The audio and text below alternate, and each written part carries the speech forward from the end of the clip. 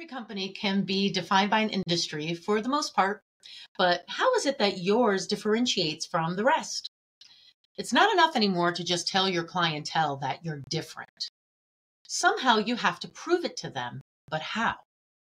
We're going to dive in today on someone who took something that is a part of everyday life, improved it, and then set off a chain of events that changed our culture, the world, and history as we know it.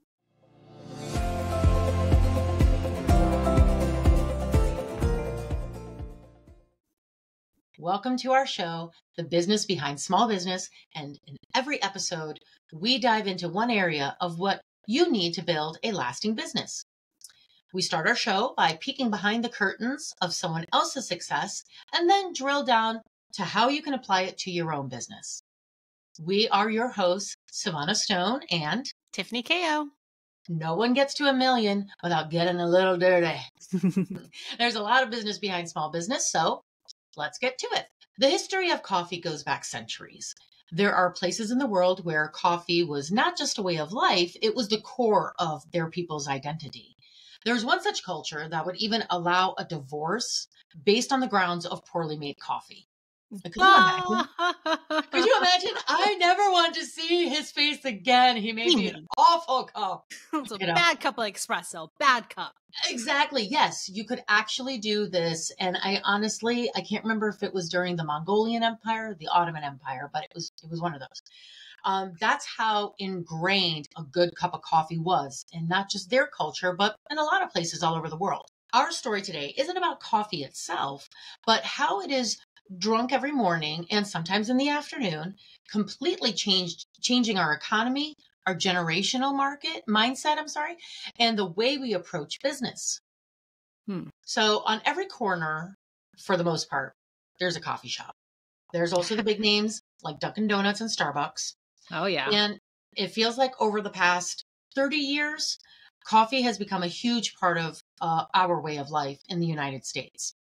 And saying that, it's also quite curious as to why I have so many different types of coffee, so many different coffee companies, and every coffee shop I've ever been to is always fully packed, regardless of the time of day. I mean, coffee is just coffee, right? That's very true. No matter what time of the day, there are people in there at 5 p.m. drinking coffee. Yes, it is. They're always packed. You go to the grocery store and there's like 5 billion different types of coffees. You're like, I don't know which one I want. But, you still pick one and then you're like, oh, I like that one, and keep returning to it. Right. But why? There's a lot of competition. Right. Well, coffee isn't just coffee. And I'm going to explain why. Because I couldn't think of a better example of how to differentiate yourself within an industry than to use coffee, just a basic of everyday life. There's a reason you choose the brew that you do. Why do you go to one coffee shop over another? Why do you choose one company's roast over another? Why do you choose Starbucks over Dunkin' or Dunkin' over Starbucks? Why, right? Clearly, this has less to do with the coffee and more to do with the experience. What would you say that your experience, or rather your need for an experience, is rooted in? And there's just one person who is the root of all of this. And his name was Alfred Peet. Alfred Peet was born on March 10th, 1920 with coffee in his blood. His father owned B. Corn and Company, which sold coffee, tea, and spices in Alkmaar, Netherlands. As a young boy, his job was to care for the roasting and grinding machinery at his father's coffee company. Caring for this machinery likely gave him self-purpose. Although some people say that he was dyslexic or had some form of a learning disability, I did find that it was noted that he was a very rebellious boy and he did not like school at all. Working side by side with his father grew a passion within him for the coffee and tea trade. And the methodology of cleaning the grinding machinery also gave him a sense of calm. Anyway, his father had hoped he would go to college and have an illustrious career in anything but coffee. Oh, so his However, father Alfred, didn't want him to go into coffee, not the family no, business? no, Okay. no, his father wanted him to. It's not that he was like, "Oh, this is a terrible business for you to be in." It was more like, "Why would you do that? Just go to college and like, I don't know, be an engineer or something like that." Wow. He just didn't see his coffee company as being something huge and something to aspire to be a part of. Right. You know what I And of mean? course, this is pre-Starbucks, so there was Well no before stamp Starbucks. yet. Yeah, there's no This stamp is in the industry this as, is like World War One, pre-World War One into Mhm. World War One. So and then in between one and two. Yeah, totally makes sense. Okay. Yeah. So Alfred decided to forego college and he moved to London to pursue his passion. In the 1930s, he cut his teeth apprenticing at Twinings, The which tea company? the tea company. Yeah. Love Yeah. Twinings. So, Okay. I mean, his father was dealing in spice, tea, coffee. So his expertise was in all of those things. Mm. And tea comes in tea leaves. So the coffee grinding and the machinery that he was working on wasn't just for coffee. There was one separate for coffee. There was one separate for Yeah, makes spices. sense. Yeah. So Ah, now I know why they call it. Is it Pete's Coffee and Tea? I think they always put Pete's Coffee and Loose Tea or something, right? In the name of exactly the actual store. So, uh, okay. I was wondering why they always stuck to like the advertising tea. tea. Yeah. Yeah. Well, I'm also going to get to that part. So, unfortunately, soon thereafter, World War II began. A lot of Dutch people were forced into labor, forced into forced labor in Germany. Alfred did try to dodge the draft. So, the way that they would do it was that if wherever you were coming from, so like he came from the Netherlands, he moved to London, he was supposed to register himself in the city office, and he didn't. So they weren't able to quote unquote find him as a citizen of the Netherlands. However, he was caught on the street and was sent to work in a German factory. It was something that he really it went completely against who he was to be working in this German factory, this Nazi factory.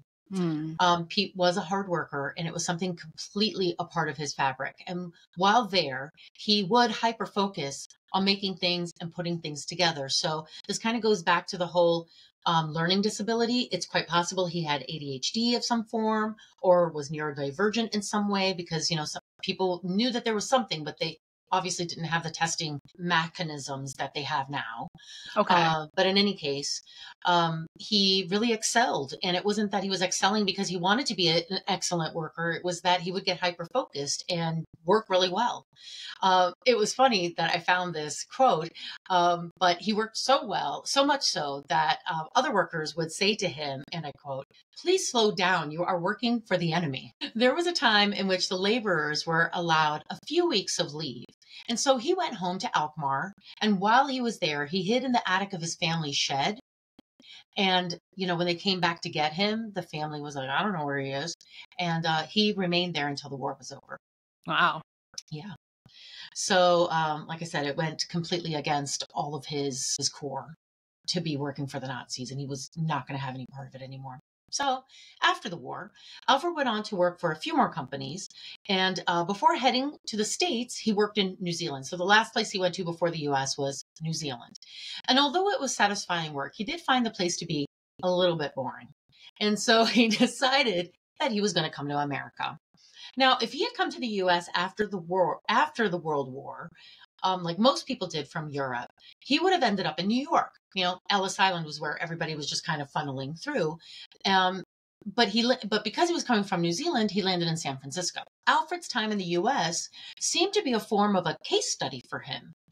Having worked since he was a kid as a connoisseur and crafter of single origin coffee, he was shocked, completely guffawed at the grade of coffee that Americans were drinking. It was total trash. I bet. So he came to the richest country in the world drinking the lousiest coffee, which is almost a direct quote of his. For him, coffee should be roasted just until it's dark and not a second more, which I think is funny. Side note, that craft coffee today also holds that belief. But like we're talking almost 100 years ago is when he came up with this, not came up with it, but introduced it. Like this was Oh, something that he okay. had been doing for years. It should be Okay.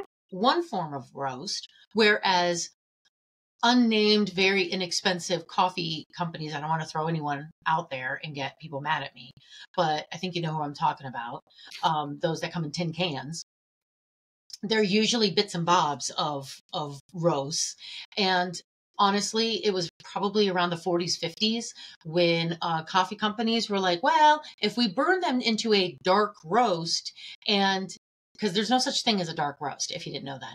Oh, yeah. If we burn it to a dark roast, all of it will taste burnt and everyone's coffee will be the same. Way to normalize like burnt coffee. Right. You know, if you get cuz I mean, I happen to know this about coffee because I love coffee, but also all coffee comes in the same, it comes in different ways in which you have to roast them. So, you know, there are some that you have to roast a long period of time and some that you roast for a short period of time. And that's why Americans are like, we can't generalize that and put it in a factory and make it all the same. So why don't we just burn them all and we'll start selling it as bold roast or dark roast or espresso roast. So there you go. And now Anyway, we know how we're here today. Okay. right, right. So for him, the beans from Indonesia were where he thought that the best beans came from, and this coffee was bitter, well over roasted, and tasted like ash, just like I said. So he decided if he was going to get a good cup of coffee, he was going to have to make it himself. So from 1955 to 1966, he worked various jobs and was able to save up enough money to open up his own place. In Ah, 1966, on the corner of Vine Street and Walnut Street in Berkeley, California, Alfred opened up his first shop, Peet's Coffee, Tea, and Spices.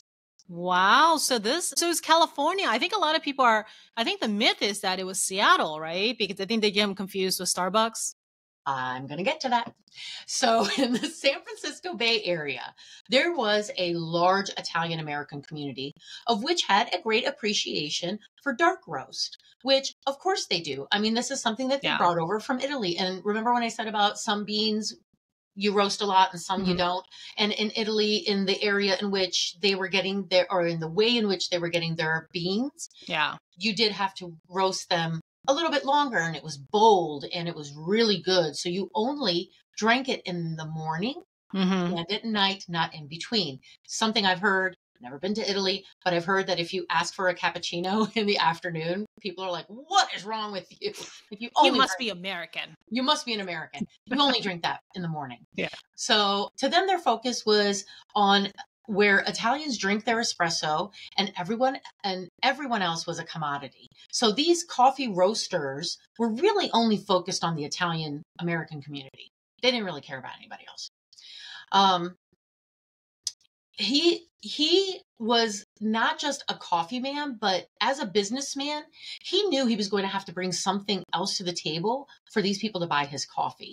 Hmm. He not only wanted people to taste the coffee, he wanted them to be fascinated by the coffee and experience the coffee, much like people do with wine, because that was the foundation in which he understood coffee. And he was like, why is it only saved for us in the wholesale market? Why can't people in the retail market experience it in the same way we do? Right. So he said, and this is something we know now, but 100 years ago people didn't know that there's a bottom note, that there's a medium note, and that there's a bouquet. You know, when you buy your bag Yes. of coffee, it says Hmm. hints of caramel and almond and Right. blueberry or citrus or whatever it is. So anyway, he knew he couldn't control how people drank the coffee, but in how he presented it, that would be the control of their experience. That was how he could control it. Hmm. So Alfred had a keen eye for detail, and it didn't take long for Pete's to become a hippie hangout. UCLA Berkeley was just down the road. I mean, think about it. This is in the 60s. Yes. So like for hippies, coffee was like the thing, the beatniks, right? I'm sure it Pe- was. Yeah. So people from the old world. And here, he was in this modern location with knowledge and facilities that made people say, oh, wow, this is so much more than just coffee. His shop became such an iconic place that his fans would lovingly call themselves Peetniks. Yeah. So in 1970, three men, Zev Siegel, Gordon Belcher, and Jerry Baldwin, who had heard about this infamous Peets, decided that they wanted to meet Pete because they themselves were Peetniks and they were huge fans of his. So I can't believe they kind of considered this guy Albert Pete, right? Albert, like to be some kind of rebel that he would be infamous for his coffee. this is what I'm saying. This is what I'm Yeah. saying. Wow. Okay. But like if you think about it, this was revolutionary because prior to that, all of our coffees since the colonial days had like bits of bark, chicory. That's why you buy the chicory coffee had bits and bobs of this and that and the other, and it was all burnt. And so people only knew one kind of coffee. And it was an afterthought for most people in the US Hmm. prior to that. We were still tea drinkers, really, which is shocking, I know. But we were really more tea drinkers or just nothing at all because we had to hurry up and get to work and then hurry up and get home. And, we were drinking lots of stuff, but it wasn't really coffee that we were like, oh, I'm going to savor this. So what Alfred Peet had done was created a culture around, I'm going to savor this. And that was revolutionary. Slow down. So these three gentlemen had an idea to start a quality coffee shop in Seattle, and they had hoped that Pete would mentor them in the art of roasting and serving coffee. Now, Pete had been approached that way before and saw this as an opportunity to share his vast knowledge and then put a bit of himself out there into the world. These four men grew very close, and Alfred saw them over time, not so much as pupils, but as the sons he never had, because he never married, he didn't have any children, and these men were very young. They had recently graduated from college, so for him, big age difference. Anyway, after the three men learned the art of coffee, they returned it to Seattle and began their business. They bought their beans exclusively from Alfred, and later Alfred went to Seattle to continue consulting and advising them. These four men respected each other immensely and appreciated each other's criticisms. By 1984, Siegel had dropped out and Baldwin and Bowker had continued on. By now, they had named their coffee shop in honor of a character in Moby Dick, Starbucks. And the two men offered to buy Alfred's beloved original Pete's location along with three other stores, so it would be four Pete's stores in total. Pete was honored to sell and yet a bit wistful at the same time. Baldwin's connection with the Pete's brand had really deepened. Like Baldwin was completely absorbed into Pete's more so than into Starbucks. And so Baldwin's connection was so deep that he eventually left Starbucks in 1987 to continue focusing on these four Pete stores. Baldwin and the Starbucks' new owner, Howard Schultz, agreed to a non-compete agreement in the Bay Area. I don't know if it's still, I don't think that it still stands. Maybe it does. But essentially what it Wow. meant is that Starbucks can grow wherever it wants to grow, but just not in the Bay Area. You can't be here. And in 2012, Pete's Coffee and Tea was sold for almost $1 billion, but not to Starbucks. Some say that Starbucks might not have been interested in acquiring Pete's because it would have added 200 stores that Starbucks did not want. They didn't want Or to grow. need, probably. Yeah, they were like, that's just way too much too quickly. And that Pete's was a lesser well-known brand than Starbucks at this point. But others say that Starbucks and Pete's have just different company cultures. Starbucks That's uses true. marketing to make their customers feel elite, while Hmm. Pete's is seen as more authentic. Yeah. Either way, Alfred took something as simple as coffee and interwove it into a fabric of our culture. He made people feel things about coffee they'd likely never had or never thought they would feel. By doing this, he differentiated his product and built a brand that went on to become bigger and better. And he branded himself as the godfather of the modern coffee roaster and the modern coffee shop Well, he did predate Starbucks here in America, and he did by help a whole have a lot of helping years. hand in that Yeah. creation. So it's kind of nice to know that these two, I guess you can call them rival stores, kind of had an intertwining like origin story where everybody Yes. was friends and it was a friendly competition. Always had been, always has been. Yeah. And also, it's probably also important to know that the gentleman that started Starbucks although they loved the coffee and they loved the idea of coffee, they did not come from the same place that Alfred did.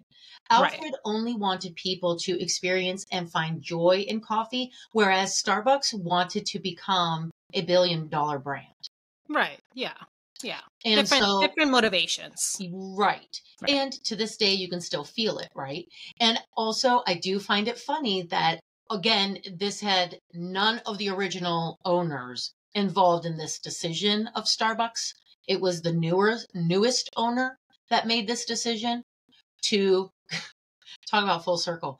Go back to, hey, if we roast everything at the same level, if you burn it, no one will know the difference, which is why Starbucks coffee tastes burnt. Now we know. Sorry, Alfred. All of what you did. The Americans were like, this has been a great experience over the past 100 years. Now we're going to burn everything and make it taste like crap again. Thanks, man.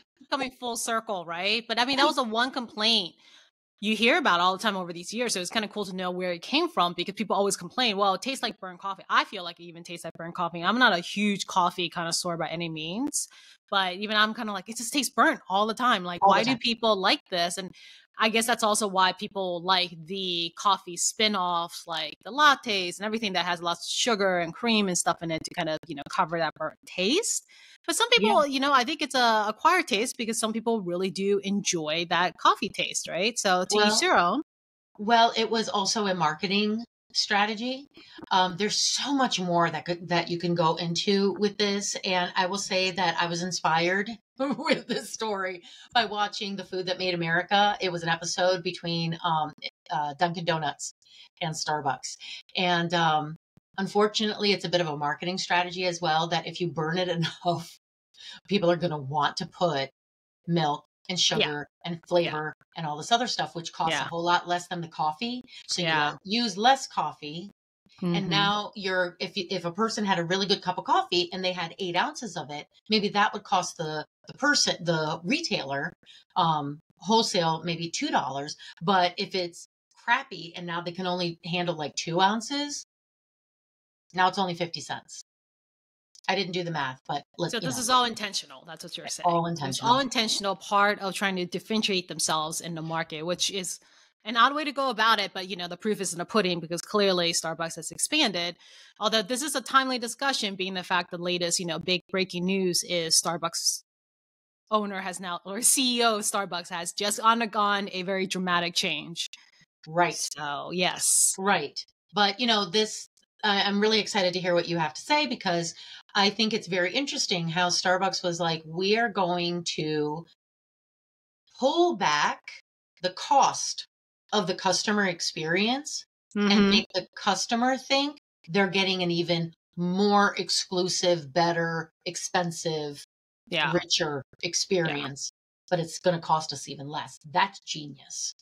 So it is, but it all goes back to look how much of an impact your customer experience has, right? You're actually talking about there's a return on investment here. Like you're actually decreasing costs, but you're doing that because you're able to increase the experience in a certain direction, which is genius. And it's great for us in small business, because most of us have a shoestring budget that we're working on, or certainly not the budget the size of Starbucks. I'm sure they have a lot of smart people, right? Yeah, like they still have to start somewhere. It was when they made that decision that things started to rocket for them, because it wasn't before that. And that's when, like, I know we're not talking about Dunkin' Donuts, and this isn't really supposed to be about coffee, but that was where Dunkin' Donuts was like, holy crap, what are we going to do? Because here's Starbucks, the return on investment is insane, and we're over here making cups of coffee. Like, you know what I mean? Like, it was the guy at Dunkin' Donuts was like, how can I capitalize the way they have? Which I think is a question all business owners can ask. Yes. How can I capitalize on the customer experience without going broke? And that's true. And that's what we're going to talk about. Quick side note, though. Most people don't know that Dunkin' is actually a coffee company. They all think it's a donut company. Right. And they actually invest a lot of time and effort in their coffee, which I actually prefer. Okay. Don't cancel me for this, for saying that. I Yeah. prefer Peets and Dunkin's, or probably more Dunkin's than anything else. But anyways, I agree. Getting back to our topic for today, which is about how do you actually create the customer experience if you're on a shoestring budget, or if, let's say, you have a moderate budget. You've been in business for a few years and you're trying to figure out how to grow to the next level. At some point, you will take a real hard look at your customer experience. And if you're just starting out, being able to tailor your customer experience in a way that costs you very little gets you a lot of return, which is why this is such a fun topic to talk about. Oh my gosh. And I think this is very timely as well, because it could be that you've been in business for a long time. And this is something that I've thought about. But and if you've been in the business for over 10 years or over, you've already seen generational changes and cultural changes, and maybe you're not as engaged with your customer as you used to be, and all these other people have entered into your industry that are doing it better than you. So now you're like, oh crap, what do I have to do to get back my edge? Well, yes, people are always going to find the same waiting pool you're in.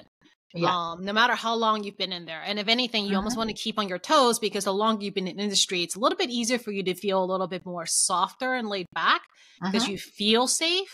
But in business, there's always going to be competitors coming into your space. So customer experience is one way to really stand out, as we see with today's story. So, being the fact that how they experience your brand can really make or break your success, I think it's good that today we'll probably talk about, I just kind of narrowed it down to 5 practical ways. Not that there isn't more, but, given this some thought, feeling like 5 ways where you can do this even on a shoestring budget. And it could be kind of surprising what the return will be without you having to spend, a bunch load of money. Yeah. So first up, let's talk about what we can call the invisible touch points.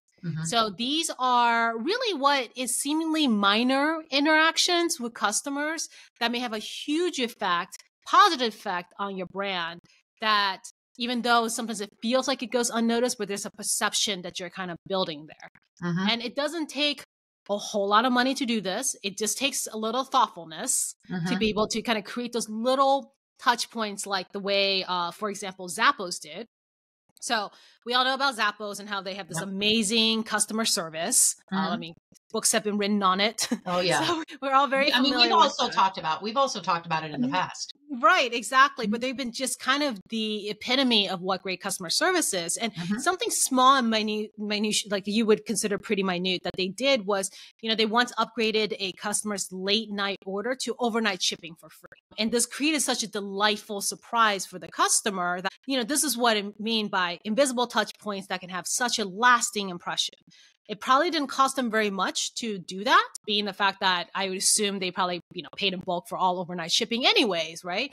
But just think about the delight in those customers. And then these days, I doubt back then there was reviews, but these days, those little delights would equate to basically 5-star reviews, which again has a huge reward, as we know now, especially with your digital presence in the market. Now, other things you can do is also little simple things like personalize some kind of follow-up email, handwrite a thank you note, handwrite a little note in your packaging, right? Like those tiny little touches that takes you no more than like 2 seconds to do is, again, one of those invisible touch points that can go a long, long way. One thing that I've always appreciated, I've seen other people do this, I do it myself, is especially if I'm networking or I'm talking to somebody, I want to make sure that I always pick up a couple of nuggets in my mind of specific things we talked about in a conversation, so that when I do a follow-up email or I do a check-in email later on, it doesn't seem like it's just kind of bland and templated. There's something in there that's very specific to what we said. And same thing with customers. If, you have maybe the customer interacting with your customer service agent, if that customer service agent can reply with something kind of personalized to the conversation, it just makes it feel that much closer and better and adds value to the entire customer experience. Right. Now, if you're somebody who's been in business for a while, I mean, one really easy way to kind of keep these kind of follow-ups personalized is really investing in a CRM software. So whether it's a HubSpot, ActiveCampaign, any of those, to really help kind of automate this. And so that you can, one, remember when to send out communication. But oftentimes these kind of platforms also have built-in ways for you to personalize every communication, so that whether or not you send them something special. I mean, we've all gotten it before, right? Emails where it's like, happy birthday. And you're like, oh, how do you know it's my birthday? Yeah. Thanks so much for the discount. I use all my discounts on my birthday. Yeah, me too. That's basically what I do the entire day. I start at Dunkin' and I work my way around. I think Starbucks does it too. So I just, A lot yeah, of places do it. Yeah. yeah. And And you feel nice, yeah, right? And you absolutely. remember the stores that give you those birthday discounts because you kind of look forward to it. Yep. Even though like it's not earth-shattering money by any means, right? But it's just a nice gesture that they don't have to do. Or they give you Right. something special these days where, I mean, it's a little stalkerish, but of course, you go on any website, they're already kind of logging in what your preferences, and then you get a special offer based on your past purchase or something you Yep. clicked on. Those little things are kind of the nice touch points we're talking about here. It makes you keep coming back. Yeah, so if you have a little money to put in a CRM and kind of automate that, then that also just makes it that much easier for you to have a bigger reach. But otherwise, shoestring budget, you're just starting out, maybe you don't have that many customers. You can always kind of try to spend that 2 seconds doing something a little bit special, like a note or something printed that you can slip into your package or something in your follow-up email. Okay. So then let's rethink of when the customer experience really begins, because a lot of people assume that it begins when the customer actually walks through your door, right? Or clicks on your website. But the thing is, their customer experience has already begun before they even knew that you existed. So, for example, let's talk about Tesla.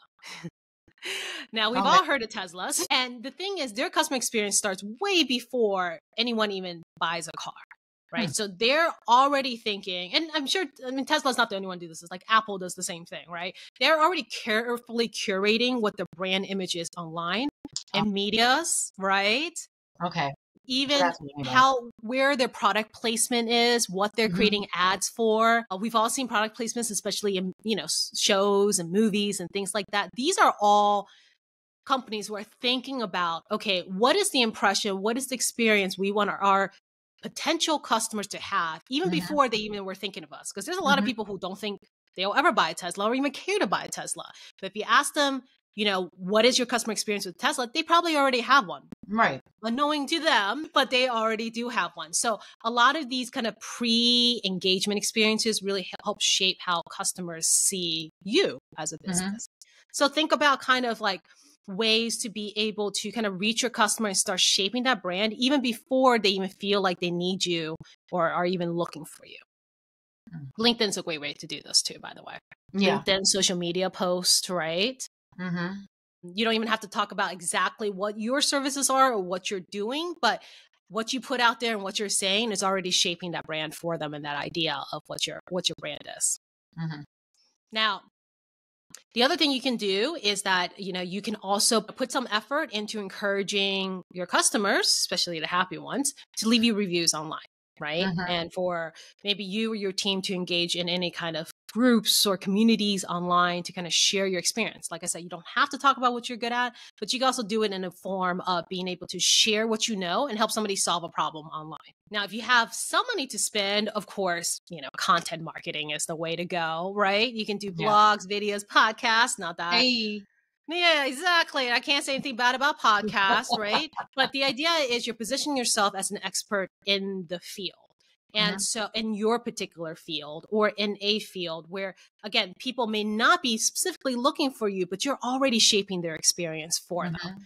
And so this is great in ways of being able to influence how they perceive you before they even know they need to buy from you. And also, like, if you have the kind of brick and mortar where you're selling any kind of product, let's say you're a clothing store, I'm more than positive there's a local podcaster that you can go on their show, or you could do videos. There's this great clothing store that I follow that is in Dallas, Texas. Don't ask me why I follow her and I buy from her. She has like 2 stores, I think. But she does these awesome videos where she says, and it's like almost every day where she's like, there's a new drop and here's these she'll usually only have like up to 5 new items in the store, but she'd be like, this is a really great new item. This is a really good, we just got this one in or whatever. And it makes me excited. And like I said, random. I'm nowhere near Dallas, Texas. I can't even tell you how I found her. I'm sure she was one of those, how you get to the end of all of your people that you follow and it says here, these are some people. That's how I found her. But I love the content because it's something I already know what kind of clothing to expect from her. I already know what kind of Right. experience I'm going to have.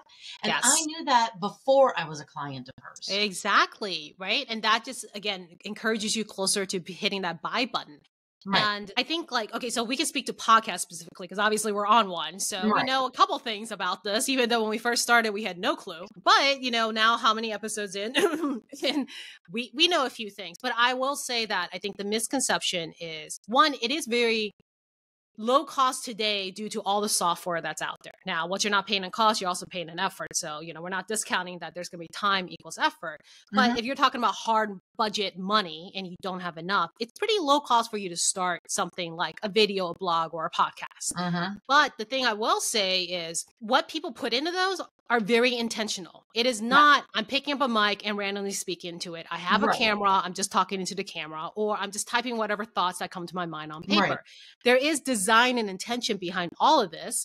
And I mean, not to get down a rabbit hole of how much like effort Savannah have to put in, like to plan and figure out, well, what is the feel of the podcast? What do we want to talk about? What kind of listeners do we want to attract? What would be Yeah. important today? What value are we going to bring to them? Like there is a lot of planning behind this, but as far as hard dollars going out the door, there's not a lot. It's a lot of thought. It's a lot of Yeah. strategy. It takes a lot of software these days. It makes Oh, it a yeah. lot easier. Absolutely. But I just want to make sure that we are being clear as to, yes, this is kind of a low budget technique, but you do have to really Takes a be lot of time. defined on what your brand, like what is your customer experience you want your customers to have, Right. right? So you know how you're designing the platform in which you're pushing this out on. Right. Well, if a podcast is too much work, which is fine, I understand it. It is a lot of work. Or if you want to be able to do something that's not going to take up so much of your time, like you could always do your status updates in the color theme of your brand. Yeah. And to be Yeah. honest, if you're using Canva will go ahead and Yes. create. You Yeah. tell it what your Right. all of the things that you Yeah. want, and anything that you create is going to, because that's what I do with my company too. I Mm-hmm. have my brand colors and I have a welcome packet, I have proposals, and whatever it is that I send out to a client that's in a PDF form, Sure. always has the same colors, always has the same look to it. Everything is solid, so people know what kind of experience they're going to have if they become a client of mine. Granted, I'm a service company, but I do feel that you could do that with any product. Yes. As well. Yes. There's also, funny enough, another person that I follow. I don't even drink beer, but I love this brewery that's local to where I live. But I'm not a beer drinker. But I love the way that they've marketed themselves. They're one of the words in this brewery is squirrel. And so they use a squirrel in a lot of really funny ways. They have the funniest Instagram posts. But already that if you go there, you're going to have a great time. It's going to be laid back. It's going to be casual. It's going to be fun. Sure. Yeah. Well, I mean, that actually brings a good point to the next kind of idea, practical application of what we're talking about today is creating that emotional connection with your customer. Now, this is something, like you said, you can create on a really small budget. Mm-hmm. Because social media these days don't really cost any money. It just requires your time and effort and thoughtfulness around it. But that's what you mean is like you've already been emotionally attached to the brand. From what you see, you can pretty much know what the implied customer experience is. And when you have a brick and mortar, this even goes as far as just kind of how your layout is, what your vibe and ambiance Design. is. Yeah, exactly. And then same thing for like if you are a service-based business. Yes, you don't have a brick and mortar, but you can always do things like have special like customer appreciation nights out or some kind of group event that you've seen other companies do this where you all go to like a baseball game or you go to some kind of outing. Now, granted, you probably need a little bit more money for you to do this. So this is probably for the business that's been established for a little bit of time. But if you don't have that kind of budget, you can always create that customer experience, that emotional connection through platforms like social media that has almost effectively zero cost, hard cost to you. Right. Now, the other thing is if you happen to be a business that you have employees, right? Your employee experience pretty much will also be defined by, your customer experience will be somewhat defined by your employee experience, especially if they're customer facing, right? So, Southwest is a great example of this. Now, I haven't ridden Southwest in the last few years and certainly not after COVID. So, but I assume their brand is still kind of the same. But there was a period of time where I was flying back and forth to Southwest almost every other weekend for a period of time, like half a year. And so I got to know how they work pretty well. And oh my gosh, there's some cheery people that work for Southwest, right? I mean, even one time, I remember a crew, one of the guys belted out in song, which, I mean, mind you, it was really early in the morning, so I was a little annoyed that I was waking up to something like that. But I have to give them a thumbs up that, they were doing it out of their own fruition. It wasn't that there was some kind of playbook that they were following, but they feel strong enough about their jobs that they wanted to cheer up the customers, and that's how they did it. So I would, and just always, again, like those kind of things still stick with me today. So I always have a fond memory of Southwest, and I expect very friendly services when I go on their trips. The same thing could probably be said for Chick-fil-A. Your experience with McDonald's Chick-fil-A. versus Oh my gosh. Yeah. The most well-mannered young people. You know exactly what you're going to get when you go there. If you want to be treated well, or you know exactly what you're going to get before you go there. Right. And I know I've brought this show up before because The Bear on Hulu, I think, is definitely like the greatest show about owning a business.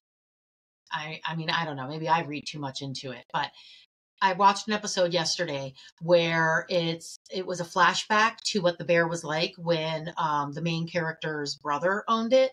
And there was a lot of yelling, there was a lot of cursing, and there was a lot of there was also camaraderie. All of their clientele were of a certain ilk, and the people that worked there spoke in that same kind of language that attracted that kind of person, and they only sold sandwiches. That's all they sold. And now that the main character has completely revamped it, all of the server, it's much more buttoned up, it's much more professional. No one yells. Well, they do yell, but they yell in the kitchen. But it's 1,000% different from when his brother owned it. And so when you went into, I don't even remember what the name of it was. It was the beefsteak, the beefsteak or something like that. Anyway, when he owned it, you knew that if you went in there, you were going to get a certain kind of blue collar clientele. But if you go into The Bear, you better be well dressed and wear your best and don't say any curse words. Right. So the customer experience actually defines what kind of customers you are going to attract. Because certain people are going to be attracted to that experience. And that's also what's so great about small business, because everybody has a different experience. So you just, you go with the crowds you feel comfortable with.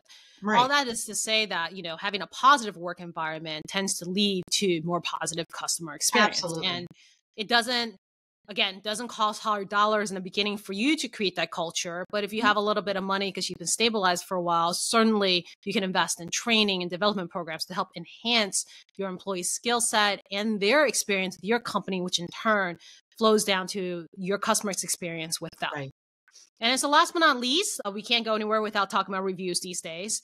So one of the ways to actually craft your customer experience, especially with negative feedback, is to leverage that into something that is more innovative or for positive change. So when customers complain, whether it's out loud on a Google review or to you in person or whatever the case may be, you can turn that around and respond to show that you actually value their feedback. And if you have, a little bit more budget than others, meaning that, you can do more than just replying to those reviews, which I would always recommend. If you have a negative review, to reply professionally and positively. But if you have a little bit more, in your budget, you can always implement systems to have formal feedback loops. So you constantly get feedback from your customers or ex-customers if you happen to make them really mad and they go away somewhere. But you can use that to actually make things even better. Right. So a quick example of that is like Netflix. We all remember Netflix. Yep. They were live stream. They started their streaming channel. It sucked. Everybody hated it. People complained about it because they were like, oh, there's not enough selection here and not enough choices. And so instead of saying, well, you guys don't know what you're talking about, we're Netflix, we know where we want to go, they were like, okay, we're going to take this. And they kind of fuel that into the innovation today, which now you cannot say they don't have enough choices. They've invested a lot of money in original content, which is honestly, I think one of the reasons why Netflix stands out so much against all the other streaming channels, because their original content is very good. Yes. I agree. It's also more expensive than it used to be, but in my Yep. mind, I'm okay with spending twice as much as I did than when I first got it because I feel like my experience is twice as much better. Yes. Twice Yes. as much better? Yeah. Yeah, I mean, I'm fortunate enough that I have a few streaming channels to compare against, and I would say that, I mean, there is something about Netflix content that is just different than HBO or Paramount or Disney, right? It's a different feel to it, and it Yeah. does stand out. So they did a great job investing in that. Hmm. Now they have a big budget, but it's something that we can use But to we inspire see it. ourselves. But we see it in the Yes, content that they create. They are getting better.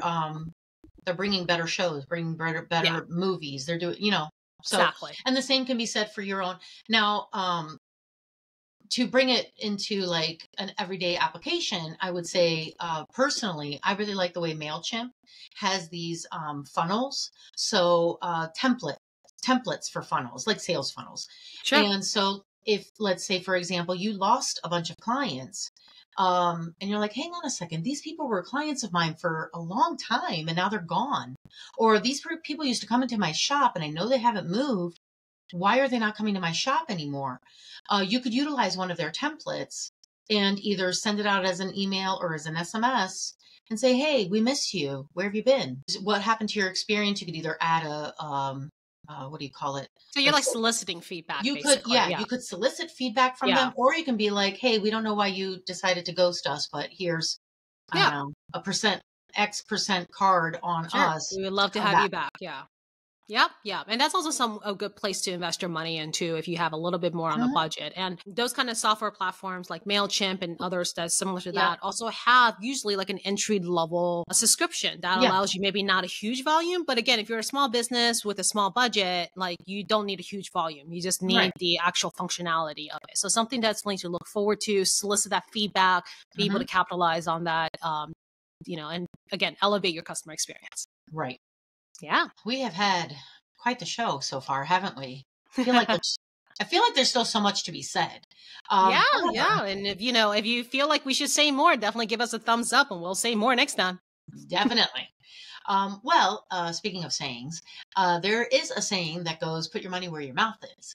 And we're going to drill down a bit further here to connect what we've discussed at a granular level to tangible sources you can take for that next level. So I just have a couple of books and also a couple other podcasts to recommend. I mean, there Okay. are podcasts that are dedicated to really honing in on the customer experience. So we don't always need to hoard all your attention, and we Right. would love it that, I you would take prefer something it. good away.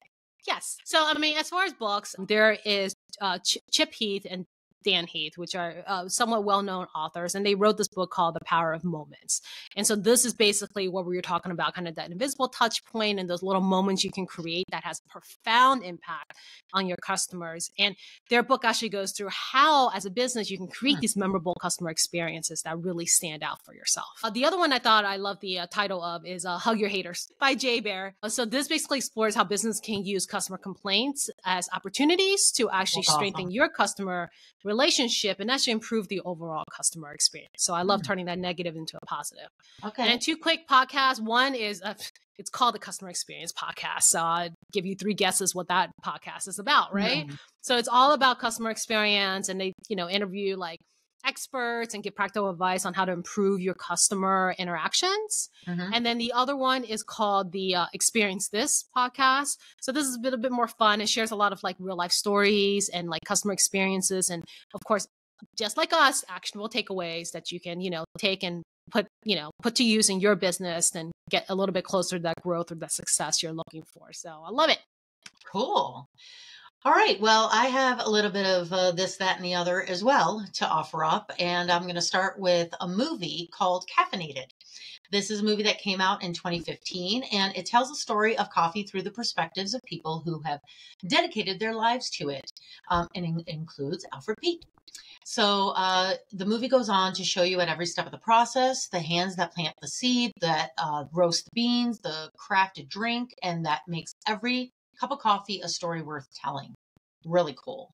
We're also going to put in the show notes our links of which we used in order to provide this content to you.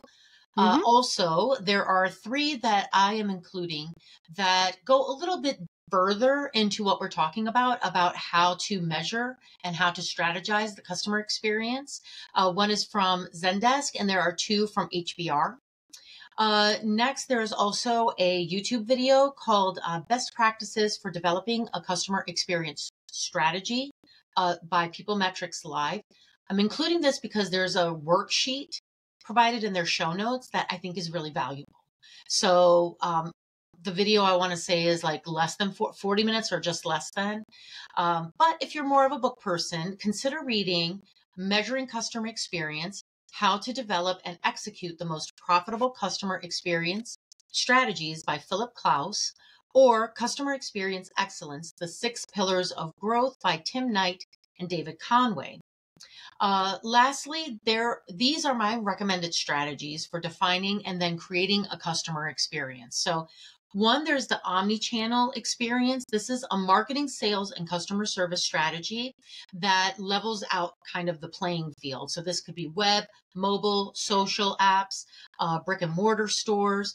The goal is to make sure that the customer can have the same experience regardless of the platform or the method that they use. So that's one. 2 is the customer journey map. And don't worry, you don't have to write all this down.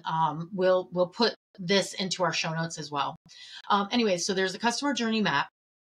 This is a visual representation of what the customer's interaction looks like within your company. This includes their goals, their emotions, and their pain points. This can help marketers or your marketing team or yourself predict customer behavior and anticipate their needs, which will later lead to better customer response. So one example I can give to that is in my industry, January is hair on fire in a dumpster going down a river. It is the worst month ever. So I do my best to prepare for that time of year, because January is when end of books need to be closed. Everybody's 1099s. Not everybody's got a fully covered W-9. It's a mess. So what we do is we start the customer experience in September so that it's not a mess in January. And then, as Tiffany had mentioned, empowering your employees. This is a management approach. It gives your employees more autonomy and control over their own work. It can help employees feel more engaged and creative. It can help them make more independent decisions. And when an employee feels more powered, they may be more productive and innovative, which can then improve business outcomes. Lastly, there's understanding your audience. Who are your customers? How can you reach them? What products or service do they need? How would they benefit from your offerings? How much would they be willing to pay? And who are your competitors? So if you could write this stuff down, put it into a spreadsheet, whatever it is, this could be the starting point of you creating the strategy towards your customer experience. Actually, that wasn't last. This is last. There's connect with your customers, but if you connect with your customers, streamlining your processes, and then track what your consumer sentiment is around your brand, because maybe you created a brand that not everybody is going to love. You need to know. I mean, you don't want to be New Coke, right? You don't want to present New Coke and then everyone be like, this is trash. So pay very close attention to what their experience is and talk to them. Just talk to them. So what more can we say about this? Anything else? I feel like we have really covered a lot. I think we did. All right, awesome. So please hit those like buttons and the follow buttons and tell all of your friends about us. Everybody, tell your neighbors, tell your friends. Our show is on all of your preferred podcast platforms, social media, and YouTube. We'd love for you to also share our episodes. All of our links are posted below. And until next time, mind the business behind your business, because all great successes start small.